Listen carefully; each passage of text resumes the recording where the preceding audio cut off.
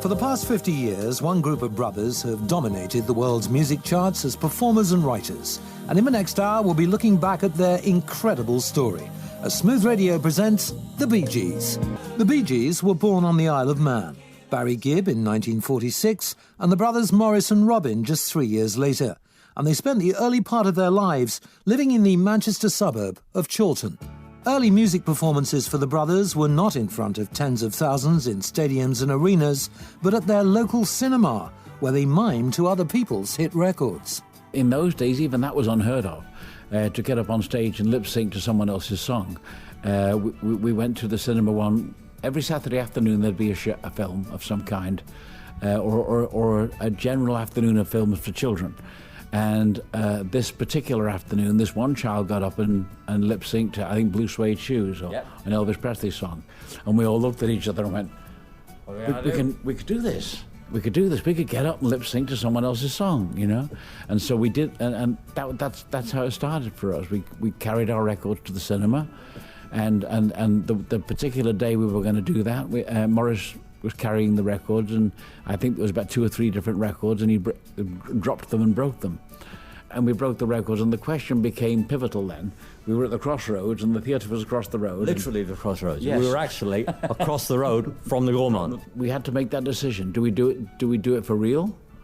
As we'd been practicing in the lounge with tin cans on brushes, and making believe there were microphones, right, and pretending to be a pop group, you know. Do we actually have a shot at this? Do we do this? Or do we just go, forget about it, go home and not bother, you know? And we decided to go ahead and get up on stage and go for it. The three Gibb brothers were very close as children, spending most of their time together. In 1958, the family moved to Australia, and once there, they began performing with 2 friends, Bill Good and Bill Gates. The group had a new name for themselves, the Bee Gees, made up from the common initials of Barry Gibb, Bill Good and Bill Gates. A few years later, the name came to mean the Brothers Gibb. It started in about 1955, 56, because of rock and roll, because of Elvis Presley, and because of Tommy Steele and Lonnie Donegan, and the 6-5 Special, and the kind of music you'll hear McCartney talk about, skiffle music, as something that began, that was his roots. And I think our roots were the same thing. It all began at that point. Wait a minute, what is this music? And we have to be part of it. Barry, Robin and Maurice Gibb became very popular in Australia with regular radio and television appearances. Most of the time when you were doing these TV shows, like shows in Australia when we were children, there was an awful lot of time when you weren't doing anything. You were just sitting around waiting for the show, because shows were always... Also the home movies, remember where we pretend to fight and we went to the estate agent. Yes, we were always pretending to fight. No one can ever explain. Everybody thought it was real, and quite recently, it was 2 years, somebody saw these. Thought it was real. I just think our secret ambition was to be stuntmen. A hit record was proving very difficult for the Bee Gees, and they decided to move back to England to try their luck there. It was on the ship on the way back home that they heard that they'd finally made it in Australia. We found out a few weeks after we'd left Australia that we'd reached #1 with Spicks and Specks. All was forgiven, please come home, and sign the contract. And we said, all is not forgiven, we're not going back.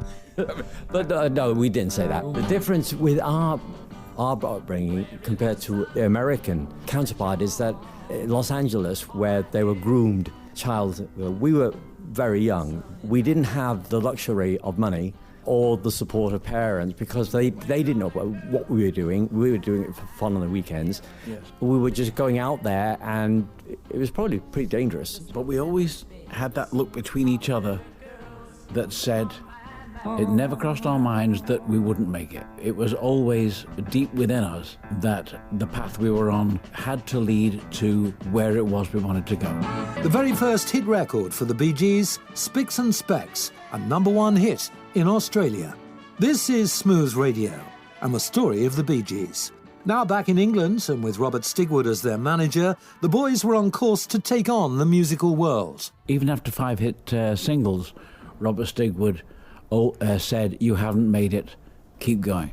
If it hadn't been for Robert Stigwood, the Bee Gees would never have been heard of. And the Bee Gees had their first international hit in 1967 with New York mining disaster. We weren't conscious of a sound, we were just having fun. Dad wasn't.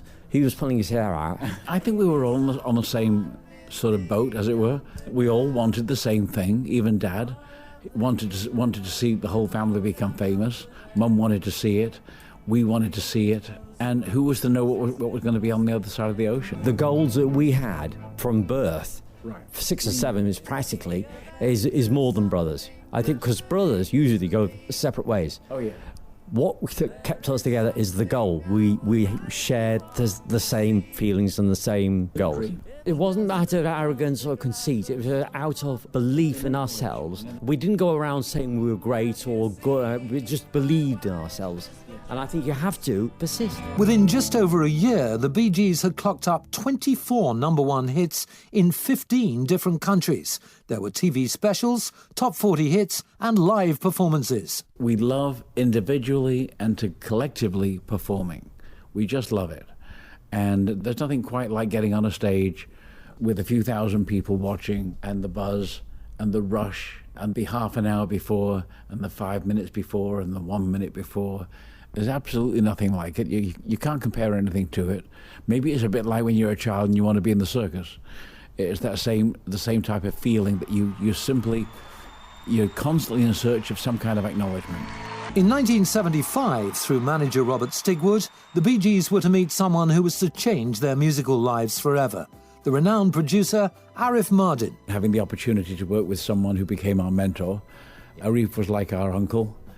And when Arif said something, you listened. You didn't just go, well, we're doing this together, you know. You didn't think that way. With Arif, there was always a deep insight behind what he said. And if you followed his little path, things worked out just the way you wanted them to. And then we all started putting our own oar in, you know, so having our own opinion. And Arif allowed us to do that. And so that professionally to blossom. Yes, he allowed us he encouraged us to flower, to become ourselves. Yeah, I think our career has been very complex because we've been composers and artists, and recording artists and live artists. Yes, we've been all of those things. And can I just say that I don't believe. And I don't think Robin believes it either.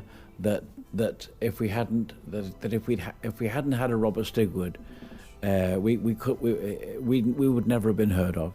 Robert was our champion, and from the day that we first met, we knew that it was going to be 4 of us. That it wasn't going to be 3 of us. It was going to be us 3, Robert, and whoever Robert delegated, which was Dick Ashby.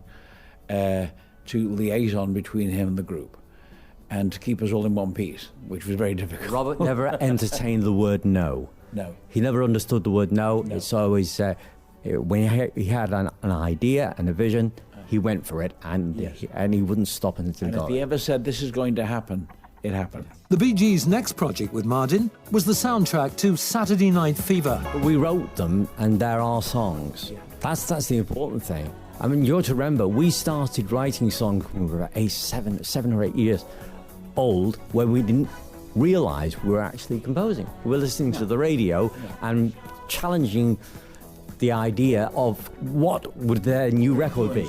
People like Roy Orbison, people like the Beatles, people like Gene Pitney, people like Bobby Vee, people that may not even warrant a mention these days. And we were very young at that time. When we were children, those sounds and those Carole King's records and Might As Well Rain Till September. We were just having fun. We didn't have many friends because they couldn't relate to what we were doing. They were playing football, we were writing songs.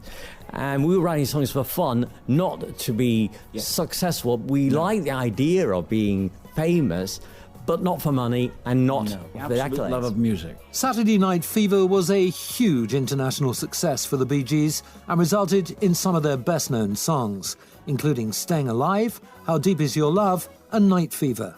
The album was unsurprisingly number 1, but it set a record for being so for 24 consecutive weeks. This is Smooth Radio and the story of the Bee Gees. By the end of the decade, The Bee Gees had 5 platinum-selling albums. We've lived through the zenith of record sales. We will never see record sales the way we experienced. We experienced the recorded sound, and the biggest radio station in Washington actually said this, that the Bee Gees experienced the highest record sales in history that we'll never see the likes again. Because it's with the computer and the downloads and PlayStations, we're not going to see that again. But we also saw records made the way they're not made now. You know, like you cut an acetate of a record, and then you make copies of that acetate. Well, that's gone. They sound the every time we get something. It's an incredible thrill, and we never know what is going to happen next. You know, like the stamp in the Isle of Man, and the coin, or like the Variety Club Awards. I mean, sometimes, I don't know about you, but you sometimes remind yourself of what you've received, and you think, oh yeah, God, yes. I don't know. And sometimes you forget. Yes. And usually it's what's next. What's next? Not what's now, what's next. Don't forget, this is 50 years. So you're talking about potentially 5 decades. And that's 5 decades of incredible fun, incredible conflict. And Morris is often called the man in the middle. But my feeling is that various times during our lives, each one of us was the man in the middle. And it's a long time. And that's a career involving writing for other people as well as ourselves. Spirits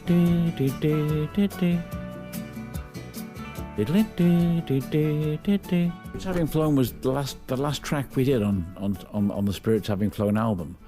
And we were sort of about the 10th month, 9th or 10th month of the album. We were looking for something, one more thing to do. We liked the title of the album, Spirits Having Flown. We liked how it was all working, how it was all going. We felt that there was too much falsetto, but it was too late to sort of revert. You know, everybody really wanted that, and so we were sort of all forced into it. But we were in an area where it was the follow-up studio album to Saturday Night Fever, and more falsetto, you know, drove you crazy. But we also felt we were in a zone where nobody had been before. We've always loved melody. We always think, melody is the key to the longevity in the songs. And when we first met Robert Stigwood in 1967, he said, "Write for 40 years from now. Don't write for today." Right. And it stuck with us. He was a visionary. And he would always, he was like us. He would say, you know, don't write what the Bee Gees' next record is. Write what the Beatles' next record is. Right. In your own imagination, write what the next Beach Boys record is. And over the years, we found out the Beatles did the same thing. You know, that they would, like Here, There, and Everywhere was a Beach Boys song. Yeah. You know, there were other influenced people each that other. influenced you. This is Smooth Radio. The Bee Gees' 50 successful years in the music business haven't all run smoothly. And on March the 10th, 1988, younger brother Andy, who wasn't part of the Bee Gees but had a very successful solo career, tragically passed away at the age of 30. Then 15 years later, on the 12th of January 2003, tragedy struck again when Maurice Gibb died suddenly and without warning. Tragic, because it was so unexpected and so sudden. Yes. And like Michael. Like Michael Jackson. It was as sudden as Michael Jackson. No reason, and we still don't have a reason why. No, we still don't have any piece of paper that tells us how Mo passed away. We said things then like, someone's got to pay for this, someone's responsible for this, we've got to attack somebody because Mo's got somebody's taken Mo from us. It's like with Michael. Now they're calling it murder or they're calling it this and that. Yes. Well, you know, people do die every day, every minute, and nobody questions. They're just not famous. It's when famous people die, they just don't die. There has to be a reason. Yeah. The truth will never really be known. No. And that is a point, and not even the family will know, because we didn't with Andy, we didn't with Maurice, so we can only speculate as much as the media, and the media will always speculate to the point of extreme of what it could be, but it's never really the truth. No. But it's just a speculation. But what a terrible shock to suddenly lose that one person that made up the three of us, that made us what we were. And I've always felt, it's just me personally, I think Robin feels the same way, that as much as he and I suffered the loss of Mo, nobody suffers the loss of a child more than the mother and the father. And I think Mum and Dad, I think it was devastating for them, absolutely devastating, because he was so young. The death of Maurice Gibb in 2003 was to have a profound effect on the two remaining Gibb brothers and was to cause a rift between Barry and Robin that they only now feel able to talk about. Great inner struggle between the pair of us, because suddenly three people became two people. And what exists between three people is easily calmable. It's easily calmable. When there's only two, it's not so calmable. And so Robin and I suffered through a lot of friction between each other because of the loss of Mo. And we'd like to see the end of that. But I think we are seeing the end of it, because I'm much calmer with Barry now than I was. We're much better now. We're better now, right at this moment. We're beginning to live again. We're beginning to see. One thing I've noticed, we share the same sense of humour. Yes, we and I think that's a very important factor since early childhood. Together for years to come. And we don't take ourselves seriously. No. That doesn't mean we're not serious about what we do. We have to be a little bit insane to be sane. Yeah. And I think that's what we're very, very eccentric, but we love to laugh. Yeah. And we laugh at everything. When someone does pass, you see their face every night in your sleep or when you suddenly wake up. That face is right in front of you. And whether it's an apparition or whether it's just part of your psychology, the mourning doesn't stop until that face goes away. His life was cut short, but then that happens, and we're all guilty of it, whether you're famous or not famous. It's just that when you're famous, you're not supposed to die. And we're not just mourning a brother, we're mourning a colleague. The fact of the matter is we've spent most of our lives doing what we're doing. And with the memory we have of Maurice, is not the same memory, particularly as the public persona has. The personal memory, which is entirely different, which we miss. The story behind that song is that Robert desperately wanted the three of us to come back together. And Linda and I, my wife, had just moved to Kensington. Robin came to visit us. Stayed for a couple of days, at Addison Road, and there was an idea floating around the lounge. At the time, we were all sitting there, chatting away, and the title was "How Can You Mend a Broken Heart?" And we started that song on that day, and the fact that we hadn't been together for nearly 2 years. We wrote 2 US #1s in that afternoon. Lonely Days and Broken Heart. Yeah. It was the song that meant us coming back together. Since the death of Maurice in 2003, Barry and Robin Gibb were never to perform again as the Bee Gees. In a career spanning 50 years, Barry Morris and Robin Gibb are said to have written over 600 songs and have reportedly sold over 400 million records around the world. But they're numbers. We don't really know. We only know that we never stopped writing. We only know that the only thing that was important to us was the next song. And the fulfillment of a song.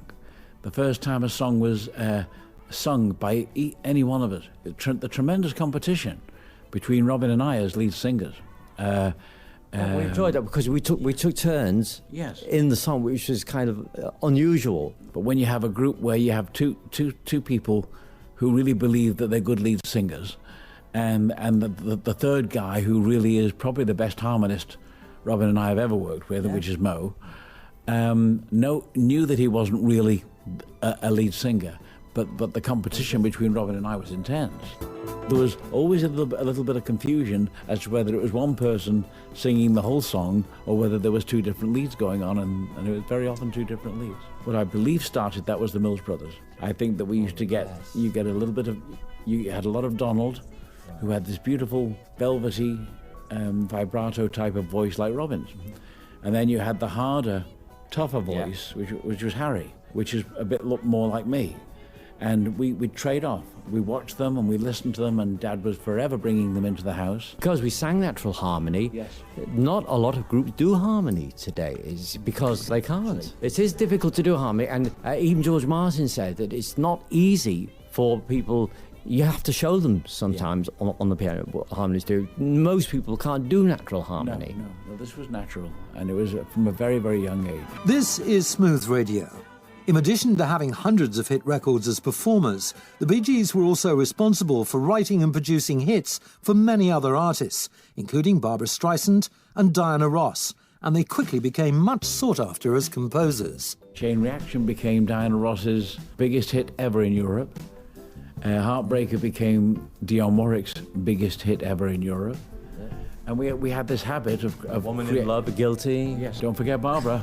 Don't anyone forget Barbara. Emotion, Words, Ronan Keating, Emotion for Beyonce, into that. It became sort of milestones for people, in small ways or in large ways. What really means a lot to me is the head of PRS coming up to me at the IVE and saying, do you realise that as of now you have the most successful catalogue in the world alongside Lennon and McCartney, and it only in terms of airplay and cover versions, and it varies from week to week by one or two records. When we wrote Islands in the Stream, we didn't know who was going to sing it, we didn't know if we were going to sing it, but we knew this was a number one record. Country and Western song of all time today. We knew it was a number one record.